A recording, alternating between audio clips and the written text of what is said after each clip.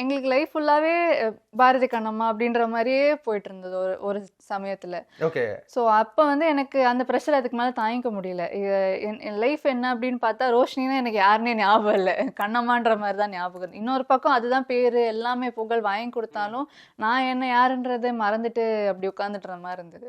So எனக்கு வந்து இது இது நான் இல்லை, இதுக்கு நான் ஆசைப்பட்டு வரலை. அந்த மாதிரியான காசு எப்படி வேணால் சம்பாதிச்சுக்கலாம். ஸோ அந்த ஒரு மைண்ட் செட்டில் வந்து இல்லை, இது வந்து இப்போ நான் இங்கேருந்து விலகுனா நல்லா இருக்கும் அப்படின்ற ஒரு மைண்ட் செட்டில் தான் வந்து அதை எடுத்தது.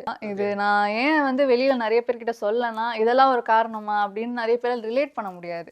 ஸோ நீங்கள் சீரியல் வந்து பார்த்துல ஒரு அரை மணி நேரம் தான் அந்த டெலிகாஸ்ட் பார்த்துட்டு போயிடுவீங்க. ஆனால் அதுக்கு பின்னாடி வந்து ஒரு நாள் ஃபுல்லாக உட்காந்து மெனக்கெட்டு கஷ்டப்படுறது நான் மட்டும் இல்லை, டீமும் இல்லை, லைட்மேன்லேருந்து சொல்கிறேன். ஸோ அதுக்கு பின்னாடி ஒரு நிறைய ப்ராசஸ் இருக்குது. இதை நான் சொன்னால் யாராலையும் ரிலேட் பண்ணிக்கவும் முடியாது. அதனால தான் நான் அது பெருசாக அதை பற்றி எங்கேயுமே இன்டர்வியூ பற்றி சொல்லலை.